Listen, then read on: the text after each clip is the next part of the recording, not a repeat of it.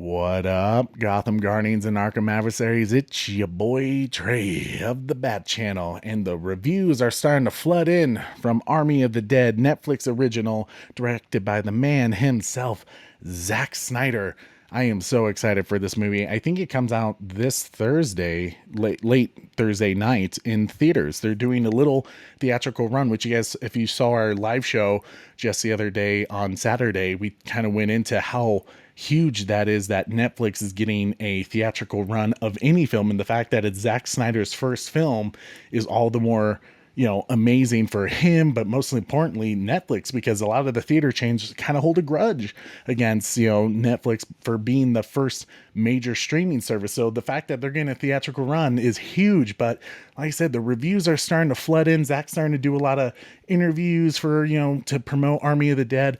But right now on Rotten Tomatoes, which I normally don't listen to Rotten Tomatoes or really any critics, but I do think it's interesting when Zach gets a high score, because critics are usually harsh on his films for some reason. But currently Army of the Dead is at a 77% on Rotten Tomatoes, which is awesome for Zach, because it furthers the cause of, hashtag restore the Snyderverse.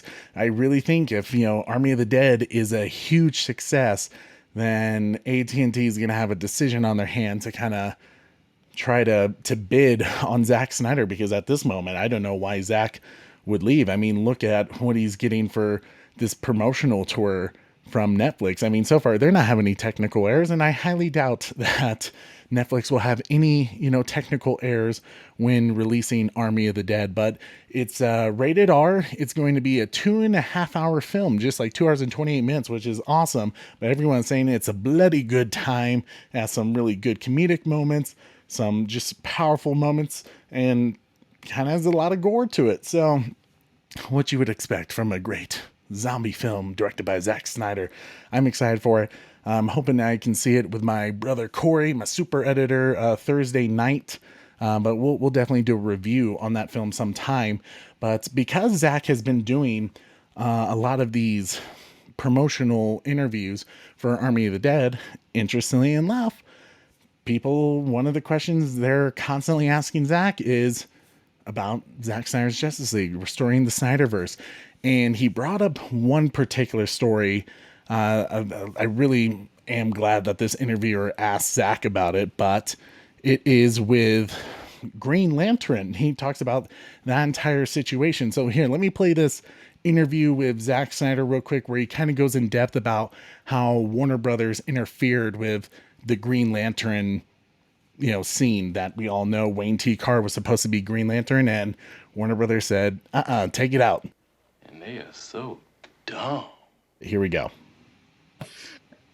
And I saw the movie. It's great. And I have to ask you a little bit about the Snyder Cut again, because we appeared to see the scene with the Green Lantern. And can you tell me, what was it with Warner Bros. That they said, no, you cannot include this one. You can include everything, but not this character. What happened? Why? Well, they had told me not to include a lot of stuff that I did. That one just happened to be the one that I finally, that we really came to blows over. And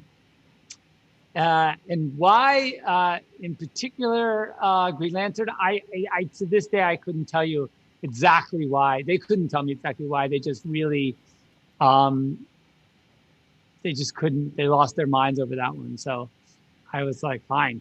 And in the end, I said, fine. I didn't feel like it was fair to Wayne to blow up the entire movie over his small part. Even though he did an amazing job, I didn't want him to take that responsibility. So, and my last thing for you. So, man, it just makes you really wonder, like, why were they so upset by that? Like, you can tell Zach was like, there was a lot of things they wanted him to take out. Like, I know they were really insistent on him not adding any idea in the film that there was something going to be, something that would further the plot into a sequel.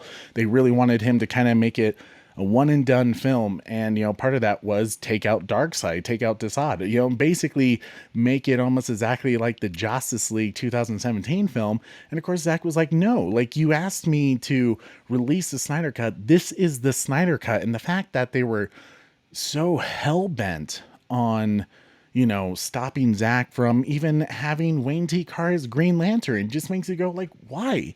Like, once again, if it's a multiverse, what does it matter if Zack Snyder has a Green Lantern in his, in his movie?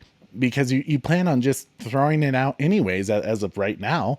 So it's really disappointing that you hear Zack, working on that film really it was a fan service film to us, to everyone who fought for the Snyder Cut.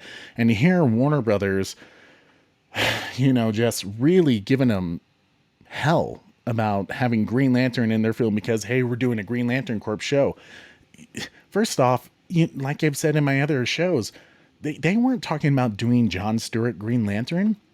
When they released that article many months ago about doing a Green Lantern Corps show, it said specifically there wasn't supposed to be Hal Jordan or John Stewart in this, comic. It was just going to be Guy Gardner, I think, and a few of the other lesser known Green Lantern. This is bullshit. It just pisses me off. And you can tell Zack was like, really, like, why are you the way that you are? Honestly, every time I try to do something fun or exciting, you make it not that way. I hate so much about the things that you choose to be. It's unfortunate, but he's just such a great guy too, in terms of even though people are asking him kind of like, hey, what's the backstory of even the toxic bullshit now that's going on with Warner Brothers and, between him, he still finds a way to be very, just a man of integrity and just cordial with how he talks about the future of the DC characters, because he really cares about, the DC world. And he knows that there's going to be multiple takes after him, that Zack Snyder's not putting, the final stamp on all these characters. Many people are going to have their own interpretations of these DC characters and that IP, as he keeps saying. But, one of the articles, I think from Mirror, even talked to him. I think there was also an article from Radio Times that talked about Zack Snyder's thoughts, on the Black Superman movie. Look at me. I'm Black Superman. That J.J. Abrams is working on. This is from an article from The Mirror, and it says, director Zack Snyder has described the prospect of a Superman movie with a black actor in the lead role as a probably long overdue move. See, already in support of it. It was reported last week that a Superman film with a black actor in the role was in the works at Warner Brothers, with Star Wars Force Awakens director J.J. Abrams producing the film, according to The Hollywood Reporter. Now, following the news, Snyder, who told a version of Superman's story in the films Man of Steel, Batman vs. Superman, Dawn of Justice, and Justice League. So this is what Zack had to say about it. He said, my feeling is that, I'm a fan. I love JJ and I love what he's done. See, he's just so respectful. He went on to say, I'm interested to see what happens. It's a bold and cool and, probably long overdue move. Meanwhile, Snyder's enduring love for British actors Henry Cavill's interpretation of the Man of Steel is also clear. But I love Henry as Superman, he added. Of course I do. He's my Superman. I mean, it just goes to show, like, here he is in support of what Warner Brothers is still doing with the DC characters, even though it's a complete slap in the face to what he has built and this universe that he has spent all this time in to help create for them. And Warner Brothers basically just took it and threw it out the door, said, no, thank you. They do not deserve you. And yet here he is, just being in support of other directors' visions, other producers' visions, because he understands that, this is going to be the deal. It was going to be the deal after, the DCU that he was building. As Jay Levin said during Justice Con, that Zack had planned for the DCU's kind of final film was that it was going to be a very close comic adaptation of Flashpoint, where the Flash was going to kind of screw everything up with the timeline, and we were going to get a whole new cast if, Warner Brothers chose to do so. So the fact that here he is, just being very respectful to the idea of a new Superman, and especially one that has nothing to do with his, I think just goes to show you how respectful of a person he is. But another question that was brought up during these Army of the Dead promos that he's been doing is someone actually asked him about if he did have the opportunity to do a Man of Steel sequel, specifically, who was going to be the villain. And as you know, Zack, man, a lover of the DC Comics, a lover of the Superman character, he knows his stuff. This sounds like it probably would have been a film that would have been absolutely amazing. Here, let's play that clip for you guys real quick. I believe it was with Bro Bible for his interview, but let me pull that up. All right, I have the video clip pulled up of the interview where he talks about the Man of Steel 2 sequel villain that was kind of his plans for the future of that character. I want to now swing over to Man of Steel, which is a film that I love. It's one of my favorite films of all time. I think I love it that more than most, to be honest. I would put it in my top 20, even though I'm a Batman guy. I love this movie. And I actually have this theory. Feel free to confirm or deny that you were originally hired to do what Nolan did for Batman for Superman. But what I want to ask is, if you kept going with the Superman-focused film series, what villain would you have liked to do next? And rather, what about the challenges that they posed to Supes did you find appealing? We talked about a Brainiac movie.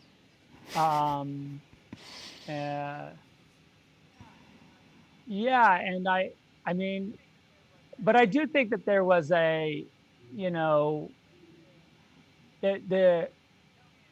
Kryptonians that are in the Phantom Zone are probably still around. And there was always a possibility for their return. Sure. Fiora and whoever's left. So that always was the thing that was out there that we talked about as a possible, sequel, follow up. So there's a lot of that. And I just always think that it's best to give Superman these kind of extraterrestrial challenges, because I think that you got to be careful with his, other than Lex, and of course you'd have to continue with Lex because Lex is his real nemesis. But I think you really have to look outside of the Earth for challenges for him because of how powerful. Yeah. Yeah, I agree. Man, can you imagine how cool that would have been to had a Brainiac film? And I'm sure at some point, maybe it was the Man of Steel's 2, film that he was going to have Supergirl in it. But oh man, that's just such a bummer. And I agree with him, that other than, Lex Luthor, to give Superman those challenges as a superhero, of having a villain worthy of going up against him, you do kind of have to look outside, to more of those otherworldly, villains that Superman does have. So, I mean, it's a bummer that we may never get to see that film as long as Warner Brothers is being dicks about it.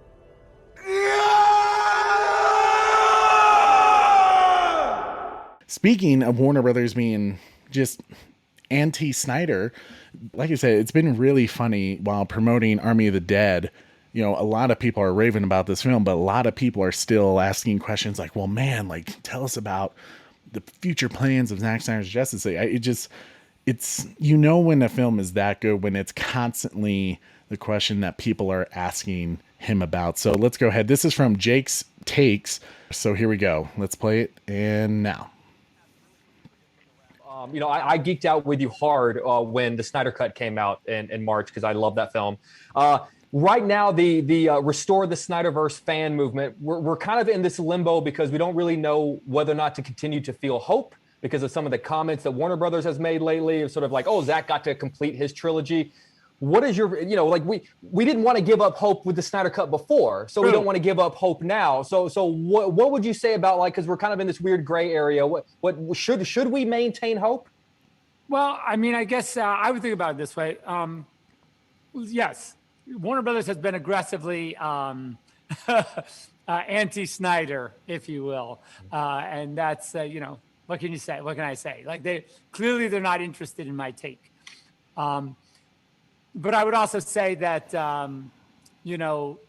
they certainly weren't interested in, I would have said originally, in my take on Justice League. They certainly made decisions about that. So, and I love the characters and I love the worlds, and I think it's an amazing place to make a movie and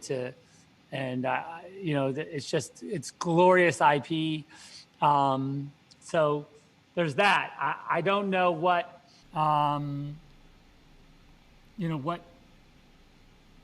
what could be done as you go forward, other than I think this, the fan movement is so strong and the fan community is so, the intention is so pure, and I really have huge respect for it. And I just, I would hope that, cooler heads would prevail with them, and that, they would see that there's this massive fandom that wants more of that. But who knows what they'll do. I choose hope, sir. Mr. Snyder? I mean, so he brings up some very interesting things, because as we already know, Warner Brothers is very against continuing anything in the Snyderverse. They're going to nitpick every little thing that, they're going to pick and choose what they want to keep, like, Gal Gadot, Jason Momoa as Aquaman, Ezra Miller's Flash, and you could say Ben Affleck's Batman, but really it sounds like the Flash film is going to be used to clean slate with Zack's universe, which is really depressing.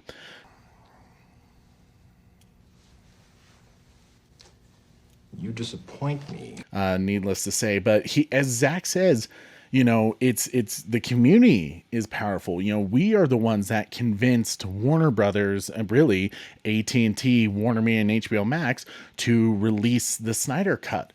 It's really up to us again, is what he's kind of saying, for us to restore the Snyderverse. He didn't think the Snyder Cut was possible. Here we are. Now everyone's raving about it and talking about it. It's now past 320 million views on Migu for the Chinese streaming service, completely shattering Endgame's record. So, that goes alone to show you that in China, the second biggest, movie market that Hollywood depends on to make a film successful, Zack Snyder's Justice League is booming with success. So it's really up to us. And he does say, with cooler heads prevail.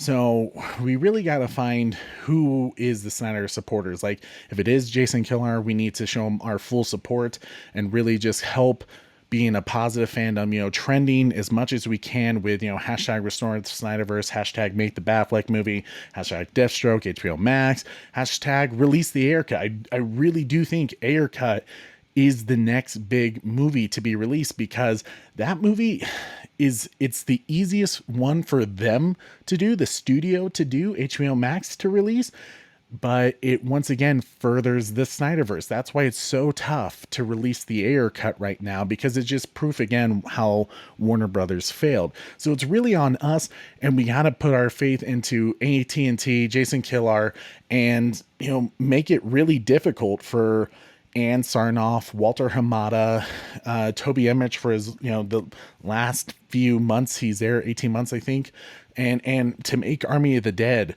a huge success. So, buy your movie tickets to go see Army of the Dead, go see it, on Netflix as multiple times, tell your friends to go watch Army of the Dead, and keep watching Zack Snyder's Justice League over and over again, and telling your friends who are curious to see that film, because this is what it's going to take to restore the Snyderverse. And I think Zack kind of went on a little bit more about restoring the Snyderverse.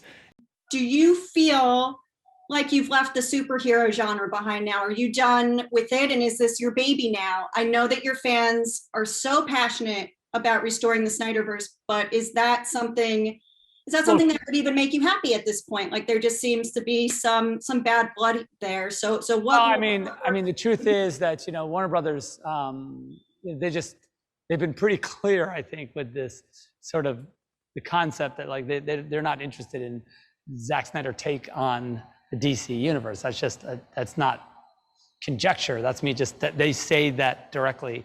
So, but of course, they also said that they had no interest and/or were never going to release the Snyder Cut of Justice League. So that's you know. But do I love those characters and do I love that world? Yes. I don't know how to necessarily continue in that world, but I do love those guys. And by the way, those are my good friends who play those parts. So it's a little bit. I don't want to say it's sad, but it is what it is. Yeah. So it's clearly Warner Brothers is the issue in all this. I mean, as we've heard recently, Gal come out and say we already knew this information, but, you know, just her coming out and being more vocal about, you know, Joss Whedon's mistreatment on the set of Justice League, where, you know, he threatened her career, and, you know, and other people are now starting to come out and talk about it. But, you know, the difference is her situation was handled right away. Ray Fisher's situation has been left in the dust, and, you know, Ray Fisher's now fired from the Flash film.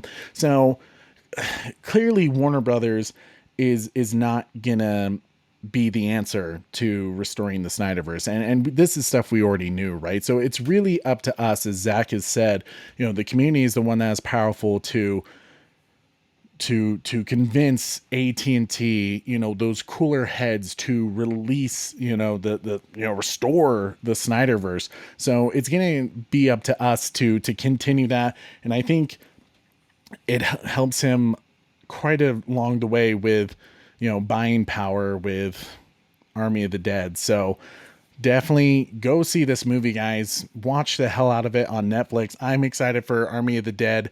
I think it's going to be just a really cool film. I think Dave Bautista is going to be phenomenal, and I can't wait to see the zombie tiger and just a different take on these zombies, you know, something different from the George A. Romero, you know, version where, you know, they're kind of just mindless creatures. And here, you know, obviously they're very organized and intelligent zombies that I think are going to have a real story to them that I think is going to be very intriguing and exciting to see. So I'm super stoked for that. I can't wait to watch it.